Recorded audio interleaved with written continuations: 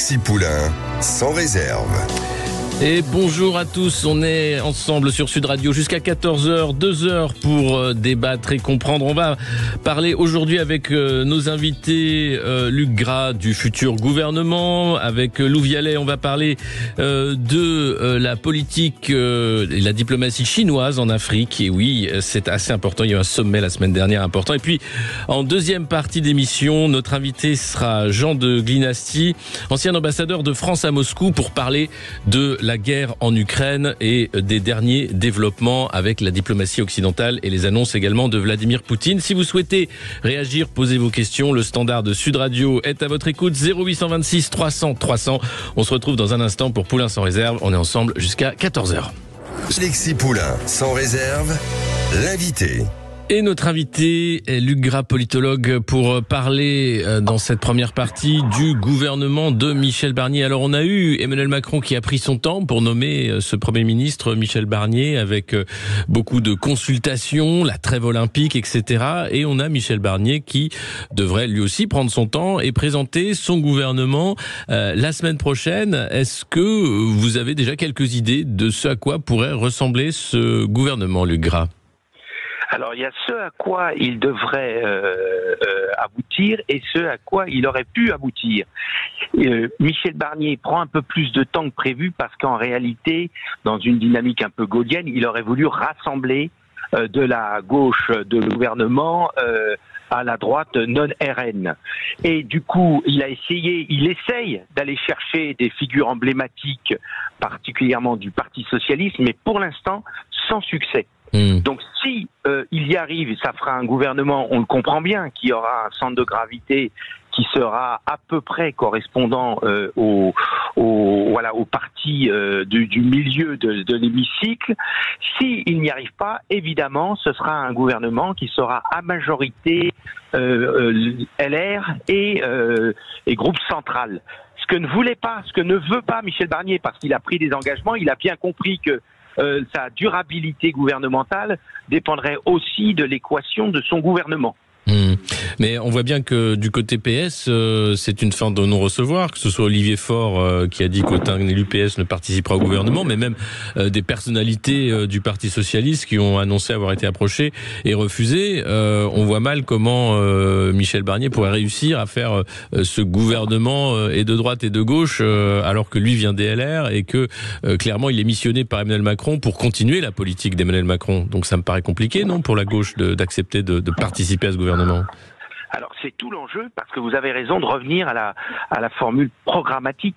En réalité, tout se comprend si l'on met en premier chez Emmanuel Macron la volonté de ne pas détricoter son système. Depuis 7 ans, un septennat, il a construit un système libéral au plan économique et libéral au plan sociétal. Au plan économique, il a supprimé l'impôt sur la fortune. L'enjeu est très important. Ça veut dire qu'il a fait un choix de faire en sorte que, en France, le capital rapporte plus que le travail. Eh bien, si les socialistes avaient véritablement envie de remettre en cause cette orientation macroniste très libérale, ils auraient pu évidemment saisir l'occasion du Front républicain pour dialoguer et mettre en place un gouvernement avec les socialistes, et maintenant ne pas laisser Michel Barnier finalement dans une situation où il ne pourra pas faire autrement que de s'appuyer en force sur les troupes macronistes et LR. Mais là encore une fois, on voit que Emmanuel Macron a refusé Lucie Castel, l'hypothèse nouveau Front populaire au gouvernement, alors qu'ils ont une majorité relative au Parlement. Il choisit un Premier ministre, Michel Barnier, issu des LR, un parti qui est loin derrière quand même lors des législatives anticipées, pour faire un gouvernement avec tous les sortants. Quasiment, on a l'impression de voir un remaniement ministériel presque, quand on voit que Stéphane Séjourné souhaiterait rester, le corps nu aux armées, mais aussi les uns et les autres qui voudraient continuer. Il y a quand même un déni démocratique selon vous ou pas ? Alors, vous avez raison de souligner que sous la Ve République, c'est le fait majoritaire. Et il était normal que Emmanuel Macron nomme la personne issue du plus gros groupe, même si elle avait la majorité relative, et même si c'est une situation politique et institutionnelle méconnue jusqu'à présent. Donc il aurait été possible qu'il mette Lucie Castel, ça c'est vrai. Bon, il ne l'a pas fait, mais il est aussi dans son droit, puisque rien dans la Constitution n'impose cela. Donc il a joué un petit peu des non-dits de la Constitution pour faire cela. Deuxième point sur LR, faut tordre un petit peu quand même le coup à l'idée suivante que LR serait arrivé en dernier et aux élections et serait surtout un mini-groupe. Il y a 11 groupes à l'Assemblée nationale, il en est le 4e. C'est pas pour ça qu'il est très important, mais il n'est pas non plus ridicule au regard de l'histoire de la République. Ouais, mais là encore, le poids du Rassemblement national dans la nomination de Michel Barnier. On a vu comment le parti de Marine Le Pen a fait barrage pour empêcher, par exemple, quelqu'un comme Xavier Bertrand, président de la région des Hauts-de-France, d'être nommé. Là, est-ce que ils vont jouer un jeu en fait de faiseurs et défaiseurs de gouvernement en disant clairement qu'ils attendent un discours de politique générale de Michel Barnier et que ils n'envisage pas la censure a priori, mais qu'a posteriori, une censure serait possible de la part du RN. Est-ce que Michel Barnier peut rater son discours de politique générale pour le Rassemblement national et se faire censurer immédiatement ? Alors, sur le court terme, je ne pense pas que ce soit l'intérêt du Rassemblement national de mettre en échec Michel Barnier. Vous savez, en politique, il faut toujours voir le coup d'après. Et le coup d'après, si c'est plus Michel Barnier, il y a des chances que ce soit un coup plutôt à gauche avec Cazeneuve, ce que ne souhaite pas le Rassemblement national. Sur le fond, vous avez tout à fait raison. Le Rassemblement national, à partir du moment où le nouveau Front populaire a décidé d'entrer, de censurer, alors même qu'on ne connaît pas son programme, alors même qu'on ne connaît pas non plus la composition du gouvernement, mais sur une posture a priori de se mettre hors jeu finalement, parce que la conséquence essentielle de la censure annoncée prématurément par le nouveau Front populaire, c'est qu'il se met hors jeu et qu'il ne souhaite pas peser. Il rentre donc dans une fonction tribunicienne qui l'écarte du jeu. Et évidemment, Michel Barnier, il y a 3 tiers. À partir du moment où un tiers se met hors jeu, eh bien, il est plus aux mains du fait non pas du prince, mais du Rassemblement national. Mais le choix de se mettre hors jeu, entre guillemets, du nouveau Front populaire, c'est aussi parce qu'il y a eu ce refus catégorique d'Emmanuel Macron de nommer Lucie Castet. Donc c'est le jeu, on va dire, et c'est aussi pour dénoncer ce coup de force. On apprend que mardi prochain, l'article 68, la destitution d'Emmanuel Macron va être discutée à la demande de la France insoumise. Est-ce que cette destitution a une chance d'aboutir ou du moins de coaliser davantage que la France insoumise ? Certainement de coaliser davantage, mais elle n'a aucune chance d'aboutir parce que les conditions requises pour qu'elle passe, notamment 2 tiers à l'Assemblée nationale et surtout 2 tiers au Sénat, ne seront notamment pas là. Et donc ça répond plus. L'article 68, ça répond plus à une stratégie globale. Pour bien comprendre ce qui se passe au nouveau Front populaire, il faut suivre Jean-Luc Mélenchon. C'est lui qui donne le là. Et lui, il a 73 ans. Il a calculé qu'il aurait 76 ans. C'est-à-dire à peu près l'âge de Trump, lorsqu'il se présentera aux prochaines élections présidentielles si elles ont lieu en 2027. Donc lui n'a qu'un seul objectif, et au moins il a une cohérence d'ensemble, c'est qu'il veut aller à l'élection le plus vite possible. Et donc toute sa stratégie, c'est de lancer Lucie Castet, donc il m'a été rapporté que personne n'espérait qu'elle ne soit nommée. Deuxièmement, l'article 68, vous voyez, alors la question c'est que les autres partis faisant le nouveau Front populaire se sont pour l'instant systématiquement alignés, pour des raisons électorales, on comprend bien, se sont alignés sur cette position, on va dire, intransigeante, compréhensible, mais rude de Jean-Luc Mélenchon. Et la question pour le peuple de gauche, c'est de savoir, est-ce qu'il vaut mieux que, par exemple, la loi sur les retraites soit abrogée, quitte à mêler les voix avec le Rassemblement national, car il y a une majorité à l'Assemblée pour ça, ou est-ce que pour des raisons de posture, la gauche va continuer à s'extraire du jeu et finalement à ne pas peser sur la question sociale qui devrait être son ADN? Ouais, pour vous, c'est sûr que Jean-Luc Mélenchon se présente à la prochaine élection, à vous entendre? C'est sûr qu'il en a le souhait. Sa stratégie l'illustre. Ouais, parce qu'on a vu aussi des stratégies personnelles qui commencent à se faire jour à gauche, François Ruffin notamment, mais aussi Olivier Faure qui manœuvre pour essayer de sauver le Parti socialiste. Est-ce que finalement la clarification que voulait Emmanuel Macron avec cette dissolution de l'Assemblée nationale, est-ce qu'elle aboutit pas à rendre les choses encore plus compliquées et opaques sur le champ politique français ? Bien sûr, c'est complètement morcelé, c'est une sorte d'archipélisation pour reprendre la formule célèbre, mais non pas du peuple de France, mais des groupes parlementaires à l'Assemblée nationale. Et il y a un problème de timing, c'est qu'on les voit tous sortir un petit peu en perspective de la présidentielle, Attal, Édouard Philippe, Mélenchon depuis longtemps, Marine Le Pen depuis longtemps, et on les voit tous se positionner par rapport à l'échéance principale, à bon droit, qui est l'élection présidentielle. Or aujourd'hui, là, tout de suite, immédiatement, il y a un Premier ministre qui s'appelle Michel Barnier, qui est en recherche d'une coalition pour essayer de, au moins, donner à la France un budget pour l'année prochaine, répondre aux injonctions de Bruxelles, et voyez qu'on est dans une situation où chacun n'est pas sur le même horizon. Et pourtant, le pays va avoir besoin, pour les mois qui viennent, d'avoir des réponses à certaines questions. Alors c'est vrai, mais clairement on a l'impression que Michel Barnier est là pour finir d'une certaine façon le mandat d'Emmanuel Macron sous le contrôle de la Commission européenne, une procédure pour déficit excessif qui a été engagée.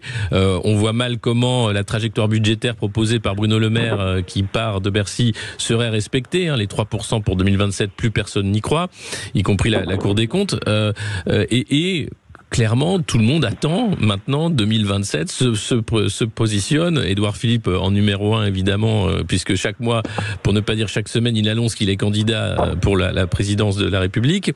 Est-ce que là, il n'y a pas une sorte de démission générale, en fait, pas seulement du nouveau Front Populaire, mais de toute la classe politique, en disant bon, on va laisser Barnier faire le sale boulot entre guillemets, un budget austéritaire, difficile à tenir, et puis nous, on se prépare tous, toutes les écuries politiques, pour l'échéance de 2027. Ou du moins la prochaine élection présidentielle.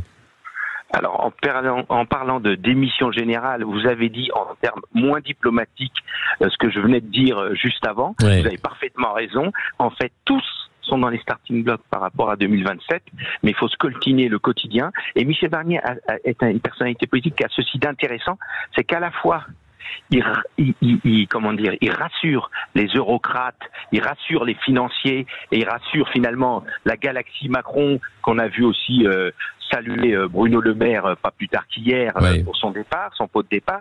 Donc il rassure de ce côté-là, et en même temps, pour le coup, cette formule bien célèbre aujourd'hui, en même temps, il a quand même un parcours qui illustre qu'il a une vraie personnalité, et puis tous ceux qui le connaissent le savent, c'est une vraie personnalité, il a quand même quelque chose de gaulien, et quand il a tendu la main pour dire qu'il prendrait sur le large spectre et qu'il essaierait de résoudre le problème, qu'il remettrait en cause certains a priori comme la loi sur les retraites pour pouvoir peut-être la modifier, etc. Il essaye de faire quelque chose dans un espace extrêmement clos, sans majorité au Parlement, sans président derrière lui. Il a donc une situation très complexe, mais je me demande si pour le court terme, il n'est pas la personne qui peut le mieux, peut-être, permettre d'arriver au moins en janvier 2025, et puis vous savez, à chaque jour suffit sa peine. Oui, donc on est clairement sur un temps de vie assez éphémère quand même, si on parle de au moins janvier 2025, plus un Premier ministre sous contrôle, puisque son directeur de cabinet n'est autre que l'ancien directeur de cabinet de Bruno Le Maire à Bercy. Donc on voit bien que c'est le budget, en réalité, qui va préoccuper ce gouvernement. Est-ce que vous avez des pronostics de noms de ministres que vous avez entendus, ou des bruits de couloir par rapport à ce casting gouvernemental? J'en ai comme tout le monde, mais vous savez, ce qui est vrai un jour ne l'est plus le lendemain en Macronie. Mais ce qui est vrai, c'est qu'il aurait fallu, pour se donner le maximum de chance, qu'il y ait des personnalités, effectivement, représentant un petit peu les différentes familles de pensée. À partir du moment où, au sein du Parti Socialiste, ils ont pas fait de cadeau à Cazeneuve, ils l'ont pas soutenu, et on voit bien qu'ils sont dans une posture. Alors je me demande, il y a un moment, le Parti Socialiste va devoir se défaire du nouveau Front Populaire s'il veut avoir un candidat à l'élection présidentielle, ce qui est majeur sous la Ve République. Pour exister, un grand parti doit avoir un candidat. Ouais. La question, elle est simple. À quel moment François Hollande, Olivier Faure et toute la périphérie du Parti socialiste ont-ils décidé de sortir. Il n'est pas mauvais en politique de ne pas sortir à contre-temps. Donc on ne peut pas non plus lancer la pierre sur le Parti socialiste. Olivier Faure pense qu'il défend au mieux le Parti socialiste en faisant ça. Ouais. Mais la question, c'est que il y a un moment, qu'est-ce qui se passe si Barnier tombe ? Et là, ils seront beaucoup plus en face de leur responsabilité, tous les élus. Et là, on rentre vers un moment où, de toute manière, toute cette question créée par Emmanuel Macron, par sa dissolution d'humeur, il y a un moment, la seule solution sera d'aller à la présidentielle en 2027 ou avant. Ouais. Et Emmanuel Macron, d'ailleurs, on ne parle pas de son avenir, mais qu'est-ce qu'il va faire après ça ? Oh, vous savez, par ce type de personnalité, on peut ne se faire aucun souci. Il a tissé suffisamment de liens par-ci, par-là, dans les grandes structures, pour qu'on le voit rebondir ailleurs, soit dans les milieux de la banque, soit dans les milieux de l'Union européenne. Mais il n'y a aucun souci à se faire. En plus, il est jeune, il a certains talents. Peut-être pas ceux de comprendre l'opinion publique, oui. Mais en tout cas, il a certains talents et on peut ne se faire aucun souci. La sphère financière ne sera pas ingrate avec lui. Oui, il l'accueillera à bras ouverts. Merci beaucoup, Luc Gras, pour vos points de vue sur ce nouveau gouvernement qu'on attend maintenant pour la semaine prochaine. On se retrouve dans un instant, la suite de Poulain sans réserve, l'édito, et puis on parlera de la Chine-Afrique avec notre deuxième invité, Lou Vialet. À tout de suite sur Sud Radio. Plus de 80 modèles chez Poltrone Sofa, solo divani di qualità. Et voilà. Uniquement des canapés de qualité, vérifiez conditions en magasin. Alexis Poulain, sans réserve, l'édito.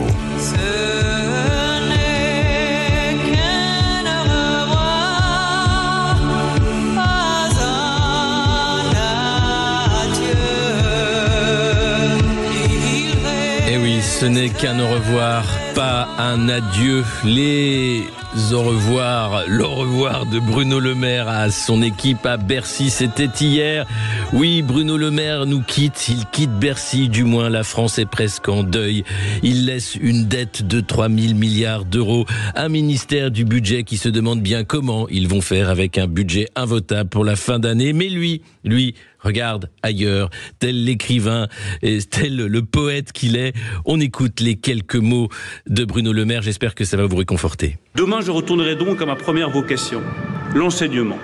Je suis donc heureux de reprendre le chemin des cours, car je ne connais rien de plus beau que de transmettre, de dialoguer et de se réinventer au contact des nouvelles générations. Je continuerai naturellement, je le précise, à habiter en France, qui est ma patrie, ma vie, ma passion. Le monde est vaste, la France est immense. Ne vivons pas dans un étui. Et après, qui vivra, verra. Qui vivra, verra, avec le rire de ses collaborateurs. Ne vivons pas dans un étui. Étrange formule, ma foi. Est-ce que Bruno Le Maire, lui, vivait dans un étui ? Ça promet de beaux livres qui vont arriver. Alors, il faut savoir que Bruno Le Maire va donc rebondir en Suisse, dans une école où il va être professeur de géopolitique et d'économie, figurez-vous. Il n'a pas trouvé de poste en France, selon certains journalistes. Et donc, il se retrouve en Suisse. Il quitte la vie politique pour respirer l'air helvète et voir ailleurs. Alors lui, il n'aura pas besoin de traverser la rue en tant que ministre du budget pour arriver à redevenir professeur. Mais vous savez que Pôle emploi, devenu France Travail, mais il y a plusieurs scandales qui sont arrivés et je me suis intéressé quand même à ce problème-là, c'est-à-dire qu'entre 2019 et 2023, France Travail a déboursé au moins 1,6 milliard d'euros pour rémunérer des prestataires privés. Ça, c'est une enquête de la CGT Chômeurs qui a été publiée en juin. Et puis, on a appris dans Challenge cette semaine que le patron de France Travail, Thibaut Gulli, vient de signer un accord cadre de 30 millions d'euros sur 5 ans avec des instituts de sondage pour réaliser des enquêtes de satisfaction auprès des chômeurs et de ses agents. Alors, savoir si vous êtes content, si ça se passe bien. Il faut savoir que les demandeurs d'emploi vis-à-vis de France Travail sont de plus en plus nombreux à se plaindre du traitement qui leur est réservé. En 2023, ils ont adressé pas loin de 52 500 requêtes auprès du service du médiateur national pour traiter les différends entre France Travail et les usagers. Alors, problème bien sûr de versement de pension, de trop perçu, de radiation aussi, qui est assez énorme. Et puis pour couronner le tout, France Travail a été victime d'une cyberattaque. Vous vous rappelez cette cette année avec une fuite de données de plus de 43 millions de personnes. Alors, en ce moment, le gouvernement Barnier cherche des économies, 30 millions pour les instituts de sondage, alors que, visiblement, France Travail a besoin quand même de faire un effort pour sa structure informatique. Il y a quand même des économies à faire un peu partout. On souhaite bon vent à Bruno Le Maire et puis on attend la suite des au revoir des ministres qui vont petit à petit nous quitter. Et voilà. Et c'est fini, c'est l'édito. Maintenant, on va passer à notre invité. Notre deuxième invité, alors on l'a. Alexis il est avec Poulain, nous. sans réserve, l'invité. Et notre invité, tout de suite, excusez-nous pour ce petit couac, c'est Lou Vialet, spécialiste en économie internationale et en géopolitique africaine. Lou Vialet, je souhaitais vous avoir au micro de Sud Radio. Bonjour. Bonjour, merci pour votre invitation. Pour parler du sommet qui a eu lieu la semaine dernière en Chine, un sommet entre la Chine et plus d'une cinquantaine de dirigeants africains.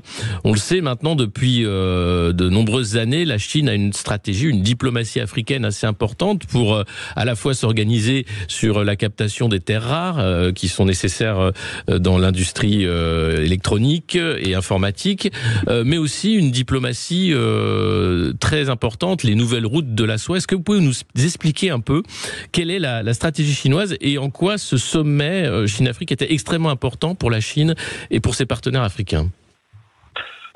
Écoutez, très bien.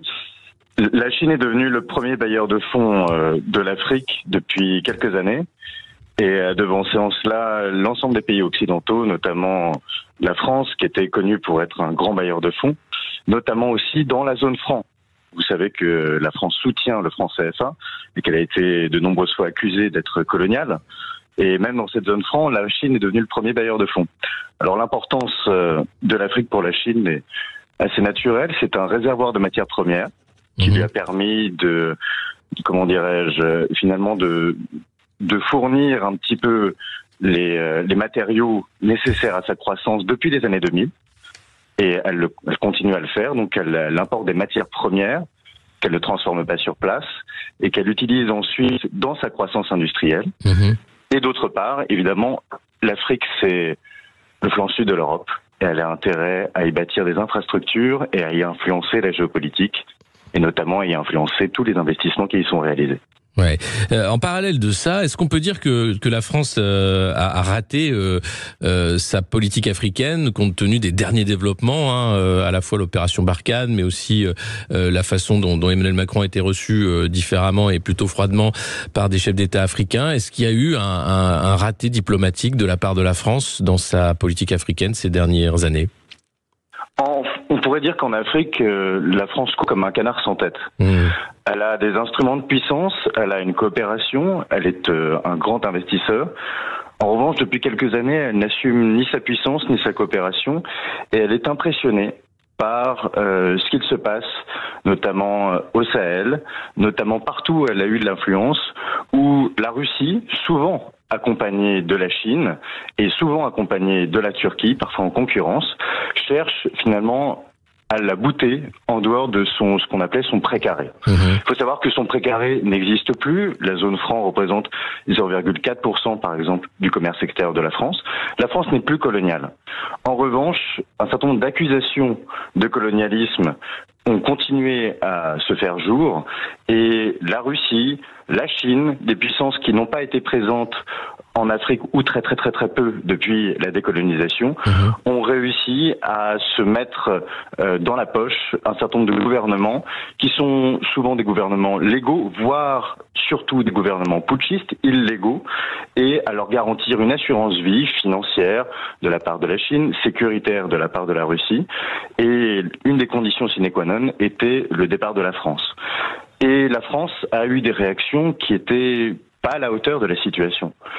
La France s'est laissée embarquer, s'est laissée manœuvrer par tous ces gouvernements et par ce qu'on a appelé le sentiment anti-français, qui est à la fois une réalité et en même temps quelque chose qui est assez imperceptible.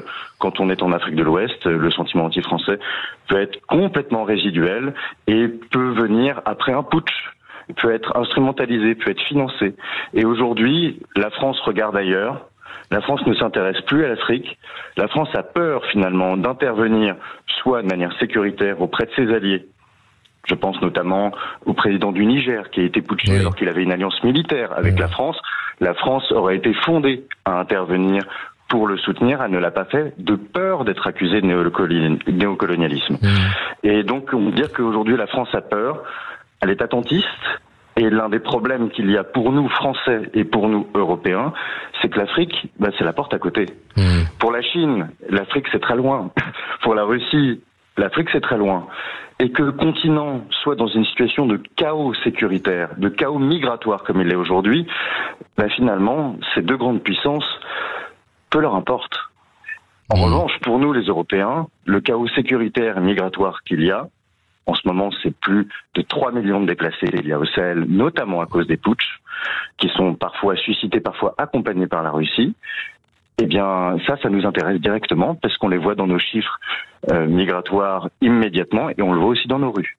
Mais est-ce que c'est pas aussi le fait de l'interventionnisme qu'il y a eu ces dernières années, la Libye avec Nicolas Sarkozy, aujourd'hui la Libye est la plaque tournante de ce trafic humain, et puis l'opération Barkhane aussi par la suite. Est-ce que là finalement on n'a pas éteint les derniers efforts diplomatiques et ça a été deux erreurs coup sur coup que ces interventions occidentales et françaises?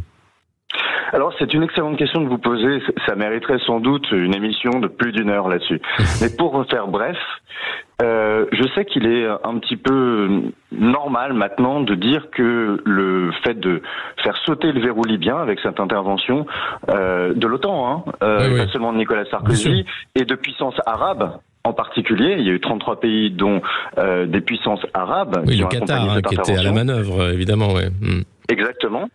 Il est un peu de notoriété publique, il est accepté de dire que c'est cette intervention qui est à l'origine de toutes les déconvenues. Il se trouve que les problèmes du Sahel ne datent pas de l'intervention en Libye. Que par exemple, lorsqu'on a des réfugiés qui viennent du Sénégal, qui viennent du Bénin, qui viennent du Burkina Faso, qui viennent éventuellement de la Côte d'Ivoire, ils ne prennent pas nécessairement la route par la Libye. Donc, la Libye... L'intervention en Libye a accru les problèmes. C'est une évidence. Notamment en permettant à l'armée russe, à Wagner, qui est aujourd'hui maintenant dans l'armée russe, d'être finalement sur notre flanc sud. D'être en Méditerranée, non seulement en Algérie, comme ils font souvent des entraînements, mais sur notre flanc sud, directement en Libye, de s'installer. En revanche, ce n'est pas la cause du tout de la crise migratoire. Ça a amplifié la crise migratoire. Mais ce qui s'est passé au Mali, ou au Sahel, la désorganisation du Sahel, vous savez, c'est bien distant de la Libye. Un certain nombre de réfugiés rejoignent les côtes européennes à travers la Libye.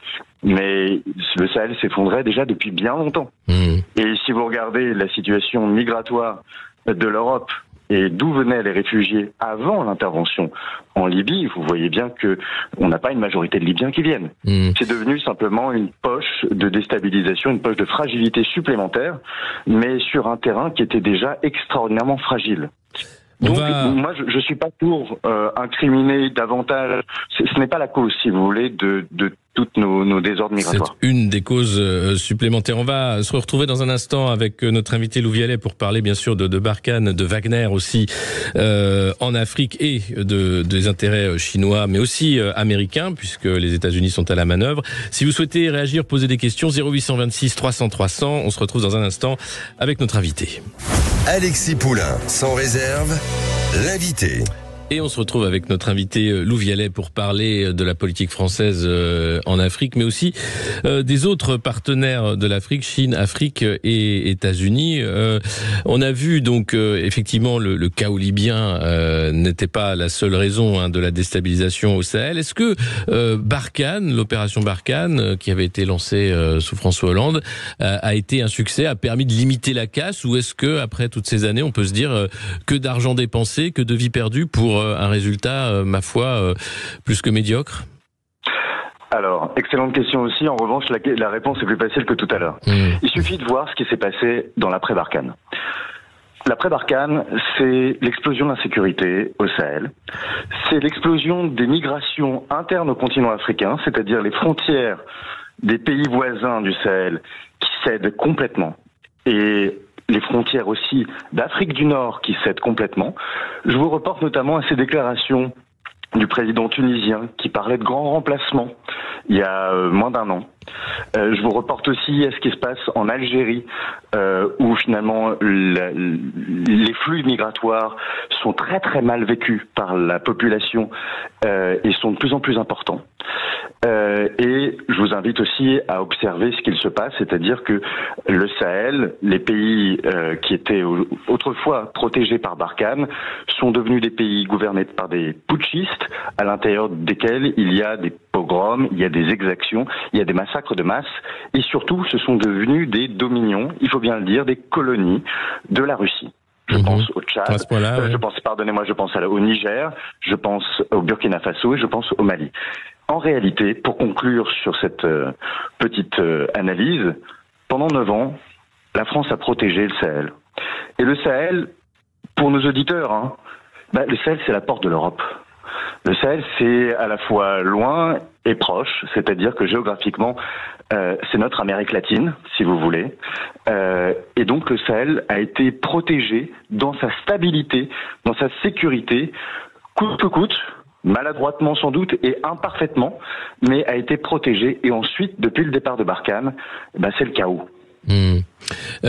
Mais alors, c'est quand même incroyable qu'il n'y ait pas eu de planification de l'après-Barkhane, comme on voit la rapidité avec laquelle ces pays sont tombés dans le giron russe. Est-ce qu'il y avait des campagnes en sous-main pendant des années? On a parlé de campagnes de désinformation. Est-ce qu'il y a une stratégie russe à moyen et long terme qui a été aussi à l'origine? Et pourquoi la France n'a rien fait pour contrer ça? Alors, excellente question aussi. D'abord, il faut se souvenir que la France était intervenue extrêmement rapidement. Vous savez, souvent, on regarde les événements a posteriori, en se disant, tiens, on aurait dû faire ceci, on aurait dû faire cela, on aurait dû planifier, organiser.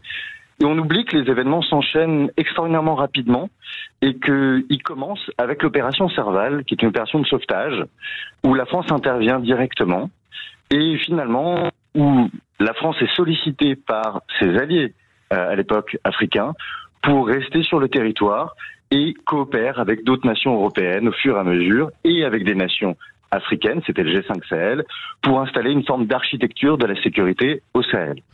Ça s'est fait extrêmement rapidement. Ça s'est fait en partenariat avec les armées légales, avec les gouvernements légaux, et il n'y avait pas, on ne pensait pas que ça durerait 9 ans. Oui. On ne pensait pas que ça durerait autant de temps, et de plus en plus, au fur et à mesure de l'évolution de Barkhane, il y a eu une volonté de la part des gouvernements français et européens de déléguer de plus en plus les actions de sécurité aux partenaires africains et de faire peser un peu la charge, je ne parle pas de la charge financière, mais de faire peser de partager, les responsabilités. Ce qui s'est passé, c'est que pendant 9 ans, il y a eu, comme je vous l'ai dit, une protection, ça s'est avéré, puisqu'ensuite c'était le chaos. En revanche, évidemment, c'était insuffisant. Et de plus en plus, les populations ont commencé à se dire, ça va pas beaucoup mieux qu'avant. En revanche, on voit bien qu'aujourd'hui, c'est le chaos, je veux dire. Et il y a plus de groupes djihadistes, et ils ont pris plus de territoire que jamais. Mais sur le moment, ils se sont dit, la France n'a pas apporté la prospérité, il n'y a pas des monts et des merveilles, et des critiques ont commencé à se faire jour.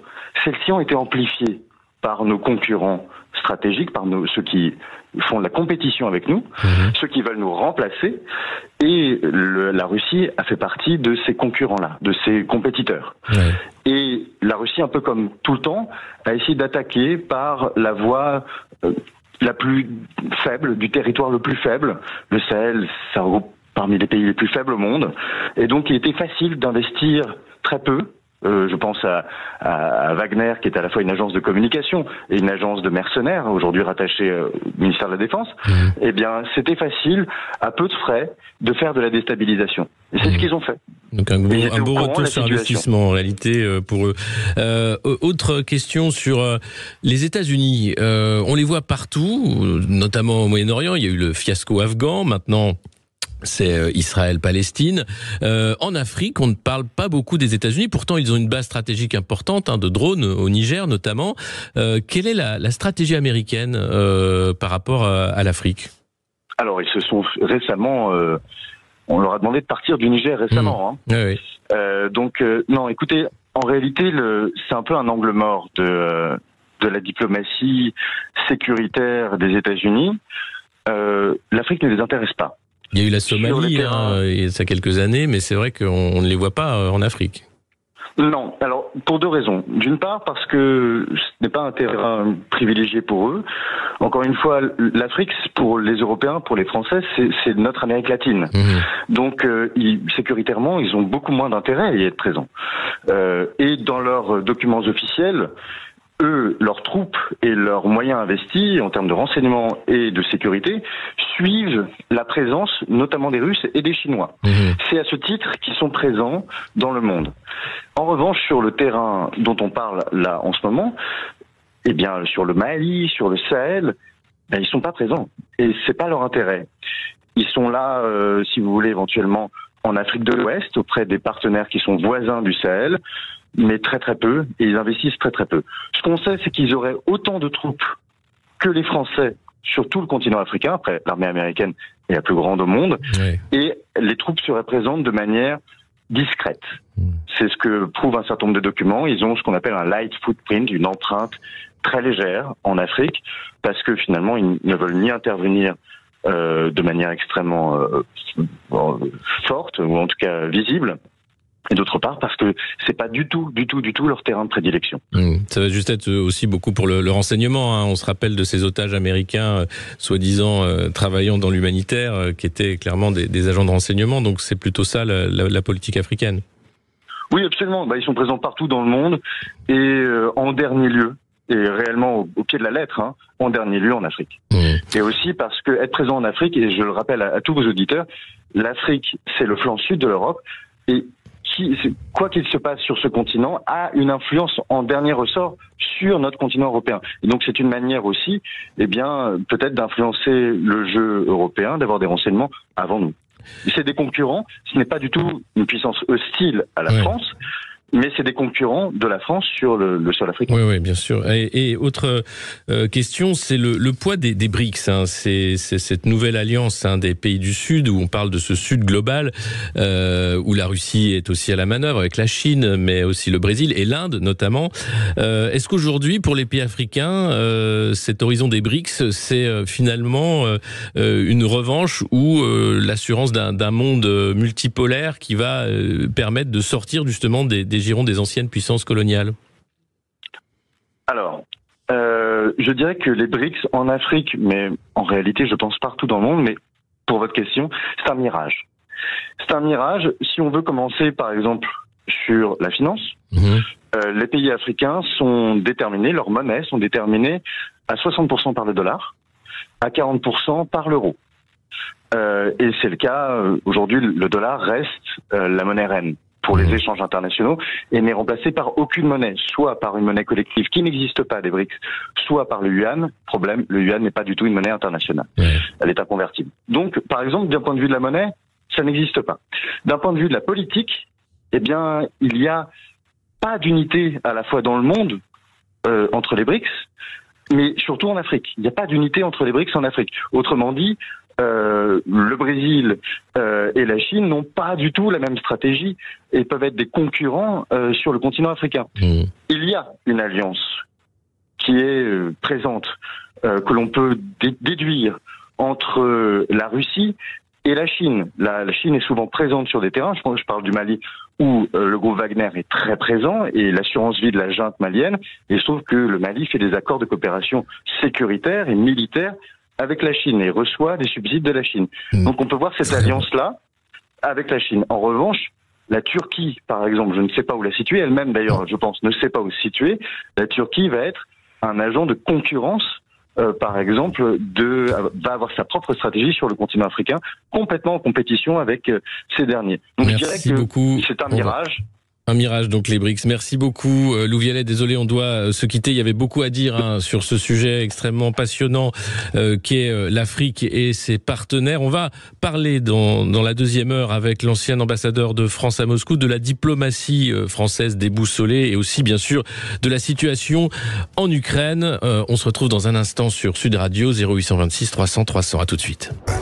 Et on se retrouve pour cette deuxième heure avec notre invité Jean de Glinasty, qui est directeur de recherche à l'IRIS, ancien ambassadeur de France à Moscou, et l'auteur d'un livre, France, une diplomatie déboussolée, aux éditions de l'Inventaire. On parlait de la diplomatie française en Afrique, on va parler de la diplomatie française en Ukraine avec monsieur de Glinasty. Pour réagir, posez vos questions, 0826 300 300. Bonjour monsieur de Glinasty.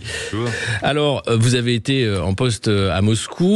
Aujourd'hui, évidemment, tous les regards sont tournés vers l'Ukraine après l'invasion de l'Ukraine par les chars russes. On a vu ces derniers jours un ballet diplomatique important avec à la fois le représentant de la Grande-Bretagne, mais aussi Anthony Blinken pour les États-Unis, qui sont allés rassurer Volodymyr Zelensky d'un soutien sans faille pour potentiellement utiliser les armes de l'OTAN, des missiles longue portée, sur le territoire russe. Est-ce qu'on peut craindre une escalade ou est-ce qu'il s'agit là de pousser à faire peur à Vladimir Poutine pour arriver à une négociation rapide? Alors, je crois qu'ils ont parlé effectivement de la question de donner un feu vert pour des frappes en profondeur dans le territoire russe, mais aussi ils ont parlé des questions de paix. C'est-à-dire des questions de négociation. Il y a beaucoup de rumeurs, de bruits, de déclarations convergentes sur le fait de savoir sur quelle base on peut commencer à négocier. Les Russes ont dit qu'ils étaient prêts à négocier sur la base de l'accord avril 2022, pardon. Les Allemands ont dit qu'ils avaient un plan de paix. Trump, bien sûr, a dit comment il réglerait ce problème en 2 jours avec une zone démilitarisée, et aussi, c'est la première fois que c'est dit aussi clairement, le refus de laisser rentrer l'Ukraine dans l'OTAN, ce qui est une des conditions importantes pour les Russes.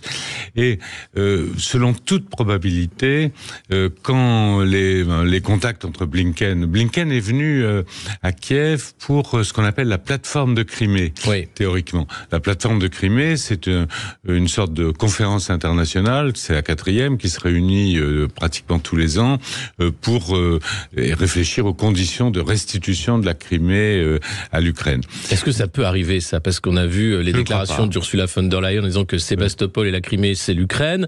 Il y a ça, mais comment les Russes pourraient redonner la Crimée Je n'y crois pas. Je ne pense pas. Je pense que la Crimée était un peu spéciale. Vous savez, dans les accords de Minsk en 2015, il était quasiment entendu que la Crimée, on n'en parlait pas. Il n'y a pas un mot de la Crimée, déjà occupée par les Russes, dans les accords de Minsk.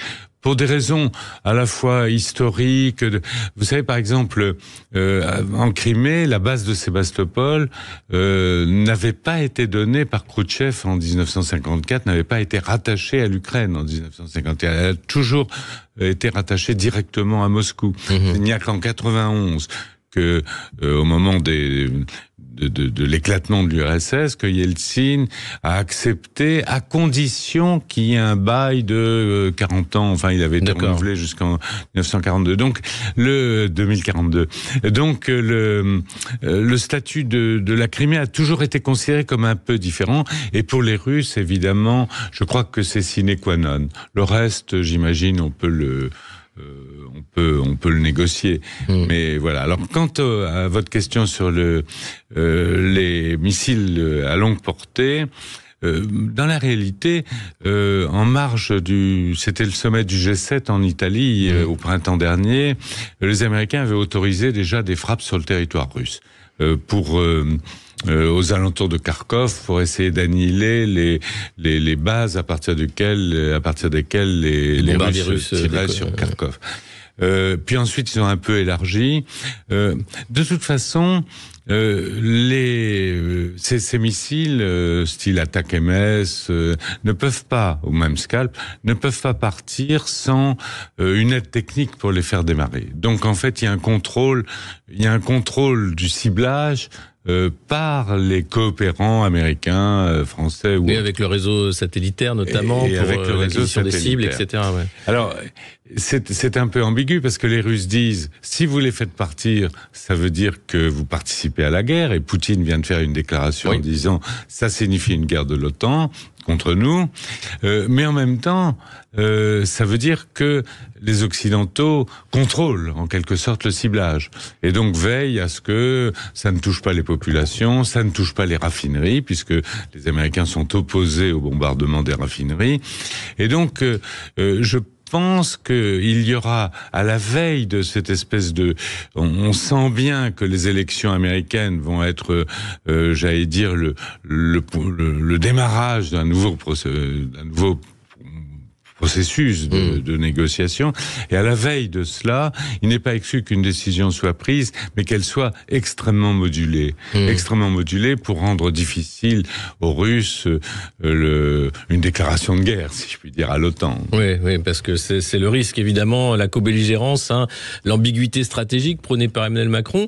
Sur ce dossier ukrainien, on a vu beaucoup Emmanuel Macron en début d'année, et là, il a totalement disparu de l'équation, on a l'impression. Alors, évidemment, les difficultés internes de la France, questions politiques, la dissolution, la recherche d'un gouvernement, ont fait que la France est passée au deuxième rang de l'actualité ukrainienne. Avant la dissolution, Macron avait essayé de prendre la tête, en fait, la coalition des soutiens à l'Ukraine, en proposant même l'envoi de troupes qui était dans la balance, oui. Donc il avait dit prudemment, on n'exclut pas, mais enfin, en n'excluant pas, il mettait le sujet sur la table. Il a été désavoué par la plupart des pays de l'OTAN, sauf peut-être la Lituanie et peut-être la Pologne, mais il voulait prendre la tête de cela. À l'époque, il aurait pu aussi, j'allais dire, travailler dans les deux sens, c'est-à-dire d'une part prendre la tête de l'aide militaire à l'Ukraine et d'autre part essayer d'entamer un processus de négociation. Là, il est clair que la situation est assez mûre. Je crois que les Russes en ont un peu assez quand même. Oui. Les Ukrainiens aussi, on le sent, il y a plus de la moitié des Ukrainiens qui voudraient s'en sortir. Alors, ces statistiques ne signifient rien parce que tant du côté russe que du côté ukrainien, la majorité de ceux qui veulent la paix la veulent aux conditions de leur propre pays. Donc c'est impossible, une paix impossible, encore une fois. Donc, mais on sent bien que ça évolue quand même. Et puis, vous avez maintenant une avalanche, si j'ose dire, de propositions de paix. Le Brésil et la Chine, l'Afrique, le Vatican, l'Inde aussi, la Turquie, qui était à la manœuvre, et puis alors Trump, bien entendu, Poutine qui dit à la limite l'accord d'Istanbul de 2022 au printemps 2022, c'est une bonne base de négociation. C'est la première fois en fait qui est dit, parce que jusque-là il y avait une espèce de flou sur les objectifs stratégiques de la Russie. On savait pas s'ils voulaient prendre toute l'Ukraine, Kiev. C'est vrai que dans les premiers jours de l'offensive, les chars visaient clairement Kiev, la capitale. Ça a été un échec, visiblement, et après, Poutine s'est mis simplement sur le Donbass. Il en a tiré les conclusions assez vite, en négociant ce quasi-accord. On était très proche d'un accord. Oui, mais c'est ce que dit d'ailleurs Victoria Nuland, que Boris Johnson, à l'époque, a fait capoter cet accord. Alors, en poussant les Ukrainiens à la guerre, en disant on va vous aider, vous allez gagner. Je crois que les Ukrainiens ont fait une erreur. Mais il n'est pas exclu aussi que les Russes ne se soient pas montrés si ouverts, parce que j'ai vu le texte qui a été publié par un journal américain, New York Times. Donc effectivement, il restait très peu de choses. L'accord était quasiment bouclé, mais il restait la question des garanties qui était fondamentale. Est-ce que qui était en mesure de donner des garanties à l'intégrité territoriale de l'Ukraine, même amputée de la Crimée avec un doute sur le Donbass? Les Occidentaux ont un peu hésité et les Russes voulaient avoir une sorte de droit de veto au Conseil de sécurité sur la mise en œuvre de cette garantie. Et il y avait aussi la question de l'armée ukrainienne aussi, le choix de l'armement. Les limitations de l'armement de l'arme ukrainienne. Mais là, ce ne sont pas des problèmes de principe, parce que là, vous mettez le curseur, on prend 20 000 hommes en plus, 20 000 hommes en moins, 10 000 chars. Là, c'est pas une question de principe. La question de principe, c'était vraiment les garanties données à la souveraineté et l'intégrité territoriale ukrainienne.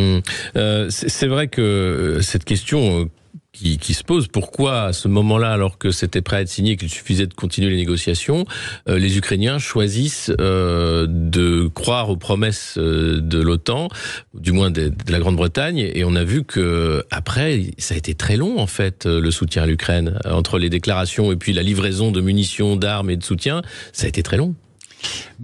Quand on regarde effectivement tous les conflits issus de la chute de l'URSS, que ce soit en Géorgie, l'Arménie c'est peut-être un tout petit peu différent, mais la Transnistrie ou évidemment l'Ukraine, les pays qui ont, fait trop confiance à l'Occident, s'en sont mordus les doigts.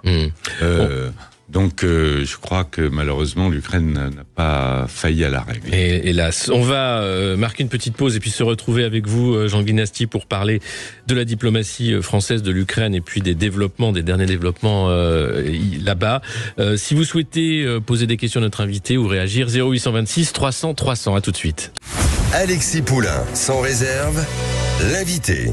Et on se retrouve avec notre invité Jean de Guinasty, ancien ambassadeur de France à Moscou, directeur de recherche à l'IRIS et auteur du livre France, une diplomatie déboussolée aux éditions de l'Inventaire, pour parler de la situation ukrainienne. Alors on parlait dans la première partie des déclarations plutôt belliqueuses des uns et des autres, de cette paix quasiment impossible ou difficile, et puis ces accords qui n'ont jamais été signés, soit avec la pression des diplomaties britanniques, mais aussi les accords de Minsk qui n'ont jamais été respectés. Et là, est-ce que la France n'a pas aussi une culpabilité, un rôle important dans cet échec ?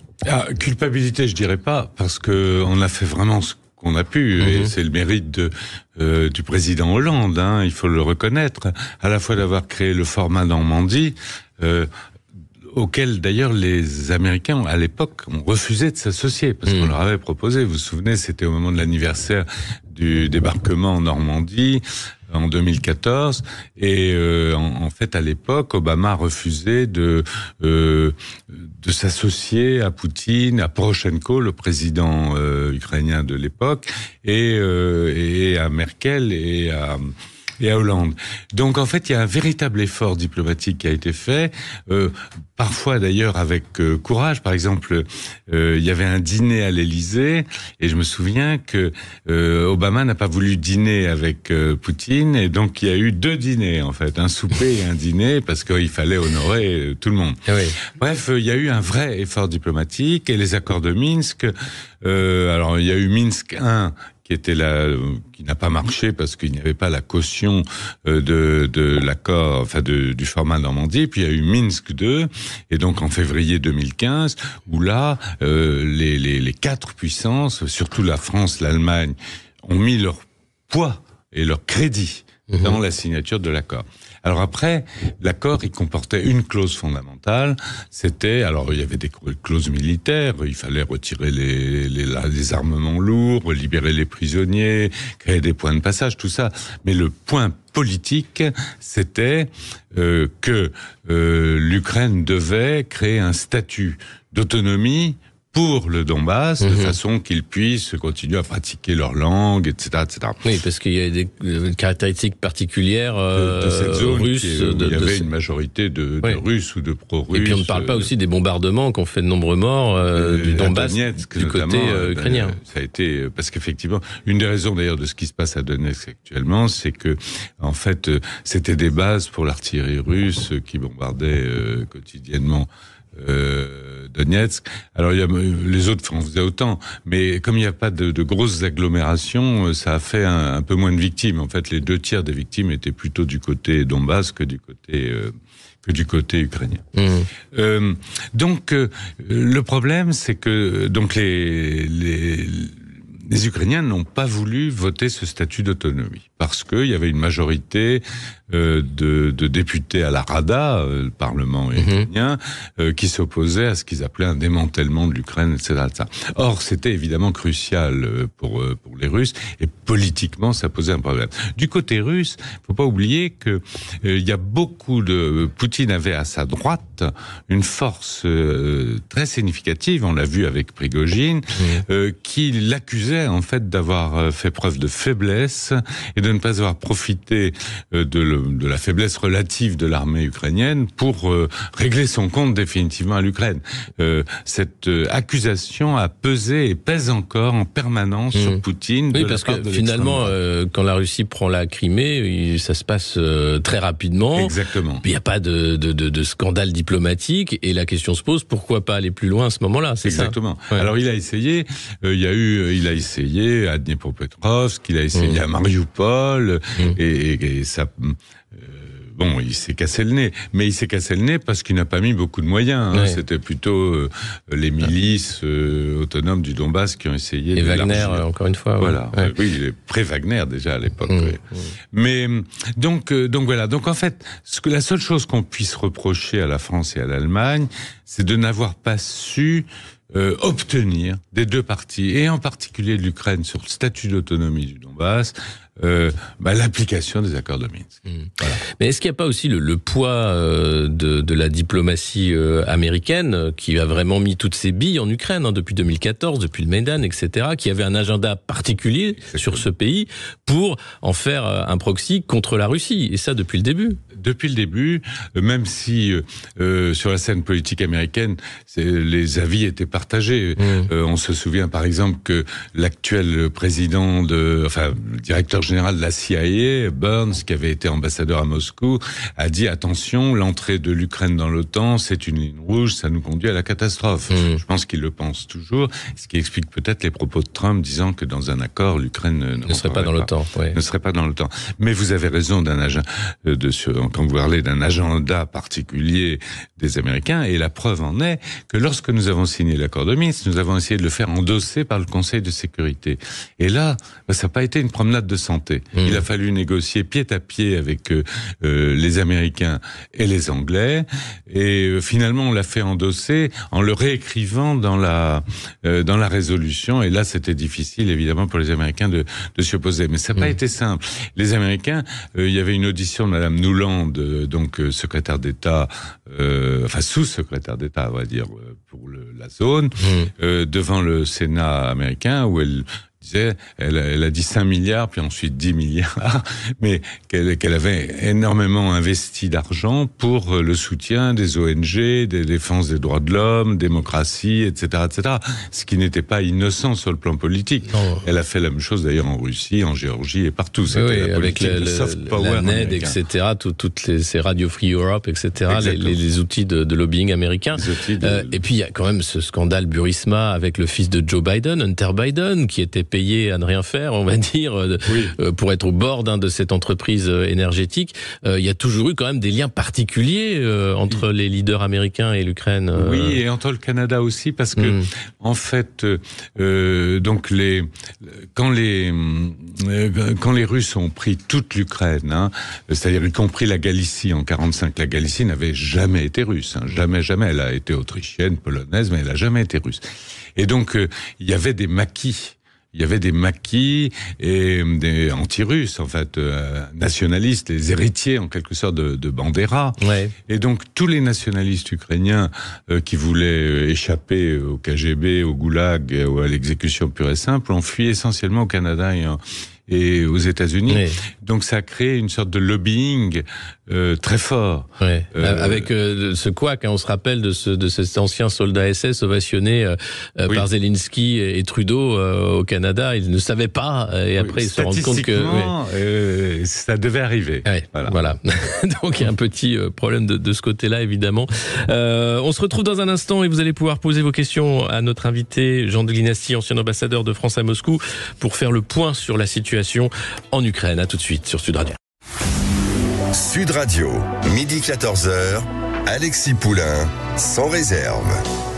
Et on continue de parler de l'Ukraine, sujet ô combien complexe, avec notre invité Jean de Gnasty, ancien ambassadeur de France à Moscou. On parlait bien sûr des accords de Minsk, de l'agenda particulier des États-Unis avec ce pays, l'Ukraine. Et vous pouvez appeler bien sûr le standard 0826 300 300 pour poser vos questions, comme Julien de Marseille qui est avec nous. Bonjour Julien. Bonjour votre invité. Plusieurs questions. Première question, c'est votre invité a déjà couvert quand même que Maïdan plus ou moins était pour moi, enfin pas pour moi, mais pour beaucoup de gens, a été provoqué par les Américains, et les Russes ont bien raison de faire des lois contre les ingérences étrangères, vu ce qui s'est passé. Il faut se rappeler que l'élection du président ukrainien à l'époque avait été validée par l'OSCE, donc ça a été voulu par les Américains pour faire un proxy, comme beaucoup de fois par les Américains, et ensuite, tout ça nous amène à faire marcher le complexe militaro-industriel américain jusqu'à demander ils veulent livrer des JASSM qui peuvent frapper jusqu'à 800 km, en sachant très bien que pour utiliser ces armes, il faut des satellites américains ou britanniques pour pouvoir les guider. Donc forcément, Vladimir Poutine a bien raison de dire que c'est une participation de l'OTAN, vraiment. Alors, est-ce que le Maïdan, comme le dit Julien, c'est un coup organisé par les États-Unis ? Je ne dirais pas ça. Je ne dirais pas ça parce que qu'il a été encouragé. On a vu Madame Nuland distribuer des biscuits sur Maïdan. Qu'il a été favorisé par le financement des ONG et tout cela. Tout ça est vrai, mais on n'utilise pas le soft power, comme on dit, s'il n'y a pas une base sociologique. Or, il y avait une base sociologique qui voulait le rapprochement avec l'Europe, et la décision de Yanukovych au sommet de Vilnius, donc ça devait être en novembre 2013, où il s'est tourné plutôt vers la Russie et il a mis fin à la négociation avec l'Europe, qui était presque aboutie d'un accord de coopération, a déclenché un vrai mouvement social. Alors ensuite, évidemment, les Américains, ils avaient déjà commencé, mais à partir de là, ils capitalisé, vraiment fortement. Parce qu'on voit à peu près le parallèle avec aussi la volonté de faire ça en Géorgie, en Biélorussie, d'essayer systématiquement dans ces pays satellites de les faire tourner vers l'Europe, vers les États-Unis et de les couper de la Russie. Bien sûr. Moi, Yanukovych, ce que dit notre auditeur est très juste. Yanukovych a été élu dans des élections blanc-bleu, c'est-à-dire considéré par l'OSCE comme parfaitement régulière. Et Yanukovych était un patriote ukrainien, contrairement à ce qu'on pense. Il était probablement corrompu et probablement, c'était un oligarque, mais il était ukrainien. Mais il considérait que l'avenir de l'Ukraine devait se développer en bonne intelligence avec la Russie. Et je me souviens d'un haut responsable russe qui m'avait dit à l'époque, avec Yanukovych, c'est fini, le problème de l'Ukraine pour nous, il est réglé, parce que nous avons obtenu satisfaction sur 3 points pour nous essentiels, et je garde ça en mémoire maintenant, presque 10 ans après, les 3 points, c'était la neutralité de l'Ukraine par rapport à l'OTAN. Il y a une loi qui a été votée sur la neutralité du pays. Le statut de la langue russe, il y a une loi qui a été votée. La langue russe pouvait être utilisée dans les démarches officielles, dans les mairies et tout cela. Et la base de Sébastopol, pour lequel un bail avait été signé jusqu'en 2042. Donc il considérait, pour nous, l'affaire s'est réglée. Et c'est vrai que Maïdan a remis en cause tout ça et a engagé... Alors, je voudrais terminer sur un point quand même, c'est que, quelles que soient les explications qu'on puisse donner, et une explication n'est pas forcément une justification, il faut toujours se souvenir de ce que De Gaulle avait dit à Abba Eban en mai 1967, peu de temps avant l'attaque israélienne préemptive de juin 67. Il avait dit, il aimait bien Abba Eban, il avait dit, Monsieur le ministre des Affaires étrangères, Abba Eban avait été envoyé par Golda Meir. Il a dit, tout ce que vous dites est vrai. Les Arabes veulent vous rejeter à la mer. Le golfe d'Aqaba est un acte de guerre. Le blocus du golfe d'Aqaba est un acte de guerre. Mais si vous commencez la guerre, vous en porterez la responsabilité historique pendant très très longtemps. Vous aurez du terrorisme, vous serez montré du doigt, etc. Eh bien, l'Ukraine, c'est un peu la même chose. Celui qui a commencé la guerre porte malheureusement une responsabilité historique. Et donc c'est l'Ukraine, si on regarde historiquement. Exactement. Et pas la Russie. Ah non, parce que c'est la Russie qui a envahi l'Ukraine. Oui, voilà. Donc on peut.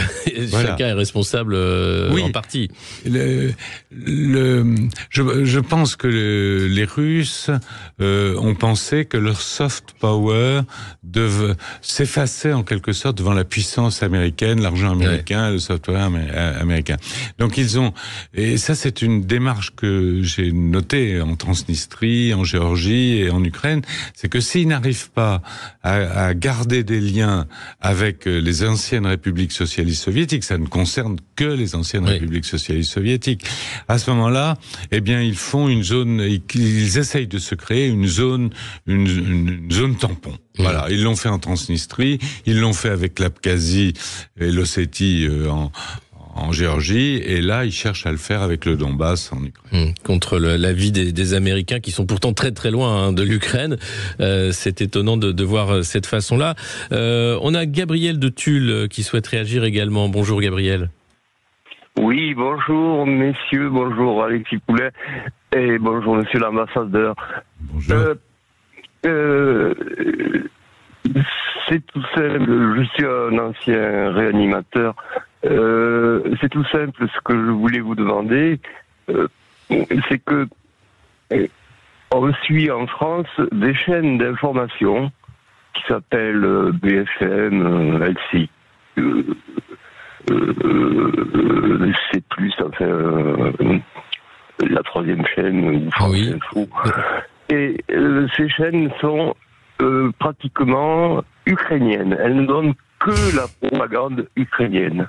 Personnellement, c'est votre avis. Personnellement, je suis toute l'information, si vous voulez, sur les réseaux, Telegram, etc. Et est-ce que il y a effectivement merci Gabriel, une façon de traiter l'information plutôt pro-ukrainienne en France. Il faut voir que la majorité de la population française est encore pour le soutien à l'Ukraine.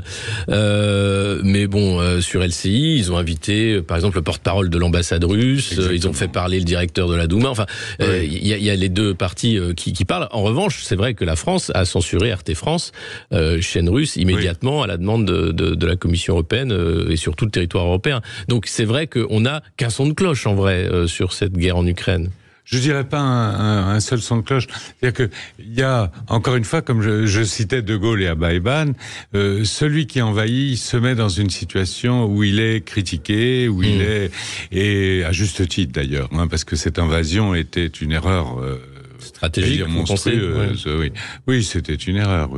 Je pense qu'il y avait suffisamment de liens entre les Ukrainiens et les Russes. Vous savez, il y a peut-être un cinquième des Russes qui sont d'origine ukrainienne et vice-versa. Oui, c'est ça qui est terrible dans cette guerre. Ouais. Ça date, l'interpénétration entre les deux date du XVIIe siècle. Donc ça fait 300 ans de brassage, sans compter les purges, les déplacements de population stalinienne, etc. Donc, il y a eu l'Holodomor, cette famine provoquée par Staline en Ukraine. Mais pas, contrairement à ce que disent les Ukrainiens, là je vais me faire, c'était une approche idéologique de collectivisation des terres qui a coûté probablement au moins 2 millions de morts à l'Ukraine, mais qui a coûté un tiers de la population kazakh.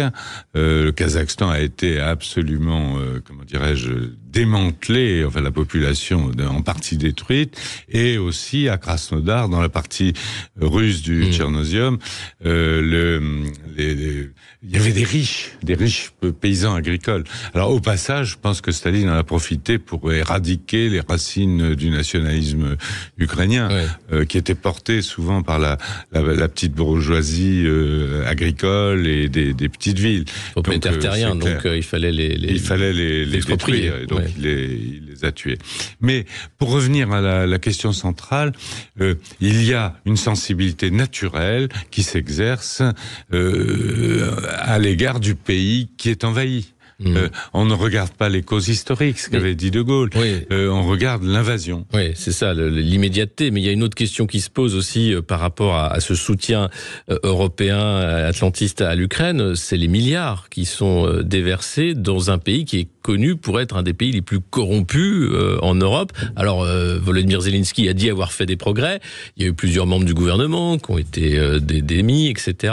Des procès. Mais on peut se demander où passent ces milliards. En fait, à la fois, il y a effectivement des promesses de dons, il y a de la dette, mais il y a aussi des dons en nature.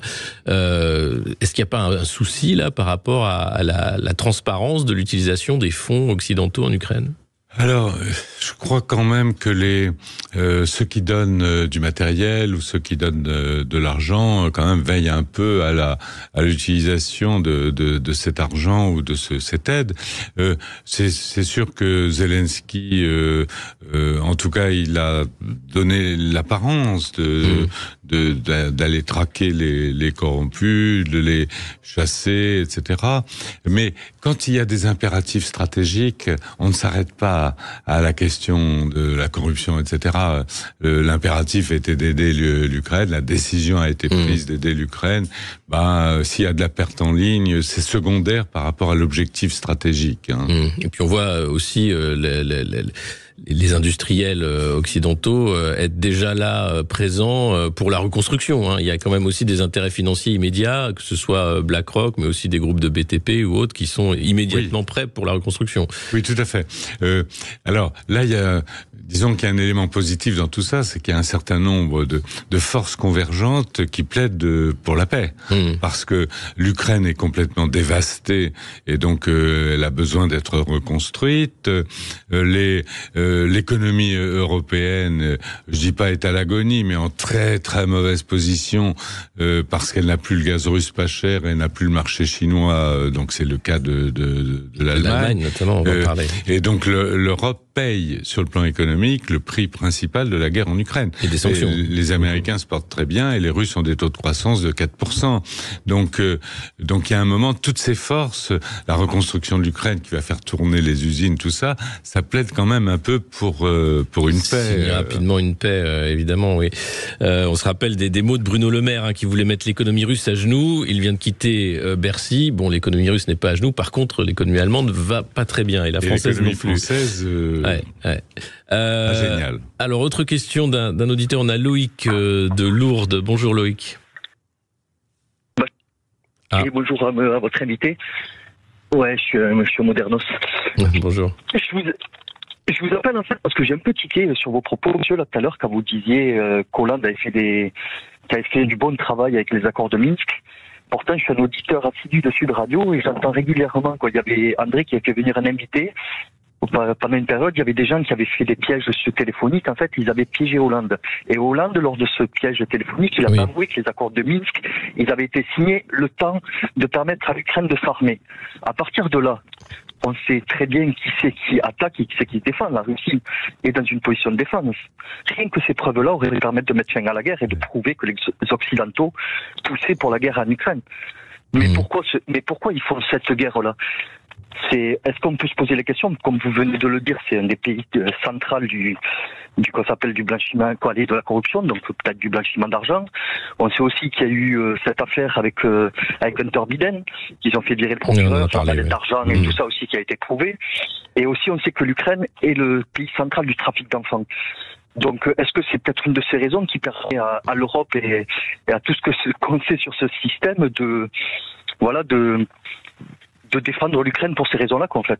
Merci Loïc. Alors, oui, cette hypocrisie des Occidentaux, elle est réelle, le fait Je ne crois pas. Je crois qu'au début, je pense que Merkel a dit la même chose, d'ailleurs, que Hollande et Merkel ont fait une erreur diplomatique majeure, en déclarant Minsk c'était fait pour gagner du temps. C'est une erreur et ça discrédite complètement la diplomatie française et la diplomatie allemande. Mais sur le moment, quand on a vécu ces moments-là, on espérait vraiment arriver à une paix. Et donc, alors, ça peut être une explication peut-être du fait qu'on n'ait pas mis une pression suffisante sur l'Ukraine pour qu'elle accepte notamment ce fameux statut d'autonomie.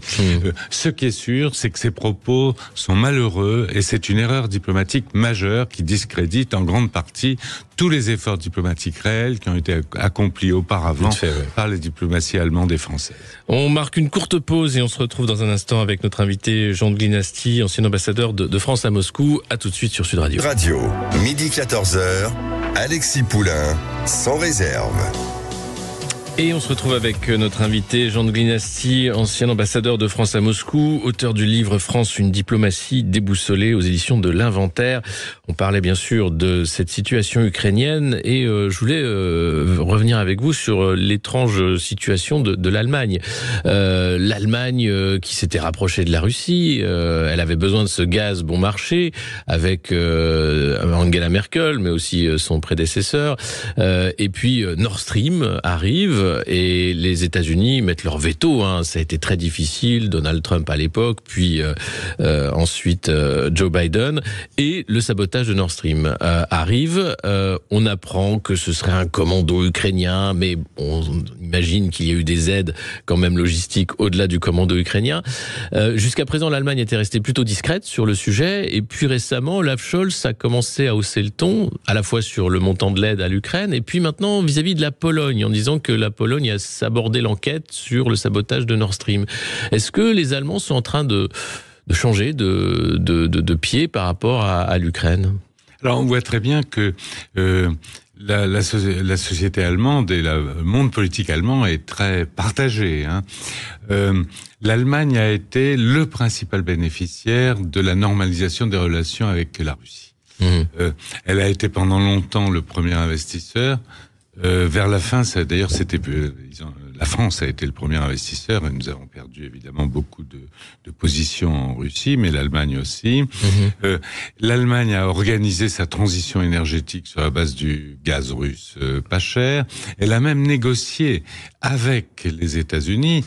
Merkel était allée négocier avec Biden pour qu'il lève son veto à l'achèvement du Nord Stream 2, du deuxième tube, en s'engageant à négocier avec les Russes un transit résiduel de gaz à travers l'Ukraine, qui existe toujours d'ailleurs. Oui.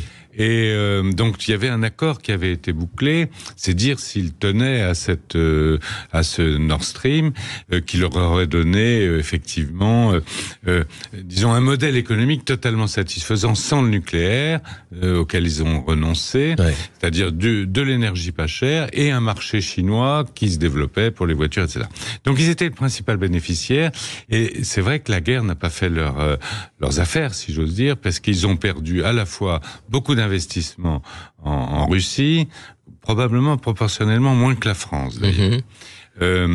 Ensuite, ils ont perdu leur gaz pas cher, ils ont été obligés de réactiver leur centrale au charbon, et la crise économique a fait que même la Chine se ferme, et puis le développement de la Chine fait qu'ils ont moins besoin des machines-outils et des voitures allemandes. Donc c'est tout un modèle économique qui souffre, alors même que, comme on l'a dit, la situation, la population est partagée. D'abord, il y a les États de l'Est, les OSIS, comme on dit, qui ont finalement gardé un souvenir pas trop mauvais de la Russie, qui sont des États qui ont traditionnellement depuis des siècles de bonnes relations avec la Russie, qui parlent souvent russe. Madame Merkel, qui venait de l'Est, parlait russe, et qui ne comprennent pas trop cette politique d'hostilité vis-à-vis de la Russie. De nouvelle guerre froide, en quelque sorte. Voilà, exactement, une nouvelle guerre froide, alors qu'à l'époque de la guerre froide, eux, ils étaient du côté russe. C'est ça. Donc, évidemment, ça laisse... Est-ce que ça explique le succès de l'AfD, par exemple? Oui, sans aucun doute.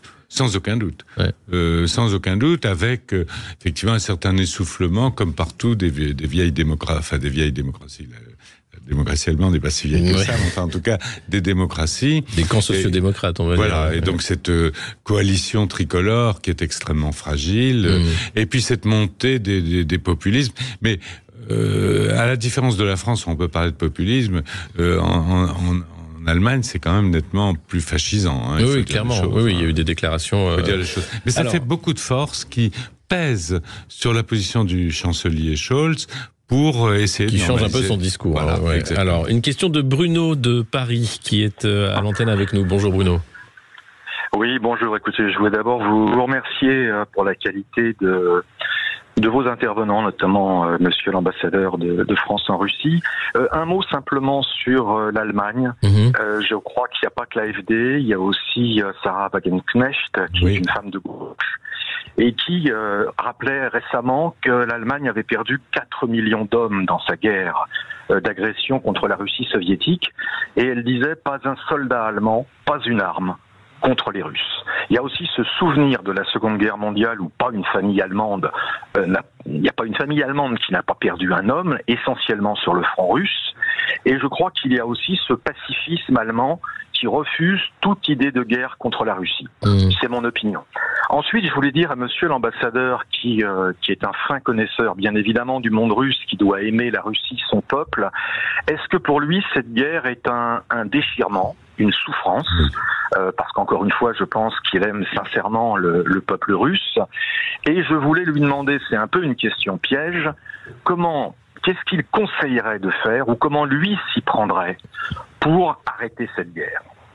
Alors, monsieur l'ambassadeur... Entre les deux peuples, russe et ukrainien. Un déchirement, évidemment, oui, j'imagine, et arrêter la guerre. Alors, on espère qu'on va y arriver avant les élections américaines, peut-être, mais... Oui, alors... Effectivement, c'est un déchirement pour tout le monde. Je crois que votre auditeur a tout à fait raison.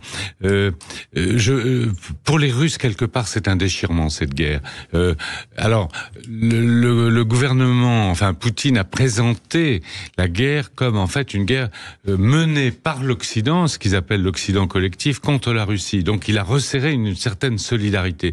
Mais au fond, dans l'esprit des Russes, cette guerre n'a pas lieu d'être. Ça, je pense, et d'ailleurs, il n'est pas exclu qu'à un moment ou un autre, Poutine en paye le prix politique. Sur ce qu'on peut faire pour essayer de sortir de là, alors il y a un problème, c'est que aider l'Ukraine envahie, c'est parfaitement logique et c'est normal. Mais il faut marcher sur les deux jambes. Il faut aider l'Ukraine à résister et en même temps, il faut dégager des voies pour la paix. Or, et une paix durable, parce que le risque, c'est de signer un mauvais accord qui va provoquer le prochain conflit. Exactement. Mais le redressement de l'Ukraine est dévastée, donc le redressement économique de l'Ukraine prendra tellement de temps, et puis on peut mettre des clauses justement de limitation des armes, de neutralité, etc. Donc on y arrivera. Et quant aux Russes eux-mêmes, de leur côté, moi je suis profondément persuadé que une fois qu'ils auront leur zone tampon et le Donbass qui est depuis 1654 russe, ils veulent récupérer leur zone d'influence dans l'ancienne URSS, mais ils vont pas aller au-delà. Ils n'en ont pas les moyens. Le PIB de la Russie, c'est 2% du PIB des pays de l'OTAN. Bon, alors quelle voie pour préparer la paix? Ça il faut marcher sur deux jambes. Question. Et quand on aide l'Ukraine, on paye l'orchestre, mais il faut décider un peu de la musique et avoir des considérations géopolitiques et pas uniquement des considérations, j'allais dire, de morale. Il y a un méchant, un bon. Merci beaucoup, Jean de Glinasty, ancien ambassadeur de France à Moscou, d'être venu sur cette question ukrainienne. On en reparlera évidemment, puisqu'il y aura des développements, j'imagine, d'ici la fin de l'année. Je rappelle votre livre, France, une diplomatie déboussolée, aux éditions de l'Inventaire, pour comprendre davantage ce qu'il se trame là-bas en Ukraine. Voilà, c'est fini pour Poulain sans réserve. Vous allez maintenant retrouver Brigitte Lahaye pour parler de communication dans le couple. Voilà, donc on parlait de diplomatie. Eh bien, on va parler de communication dans le couple. Vous êtes sur Sud Radio. À tout de suite.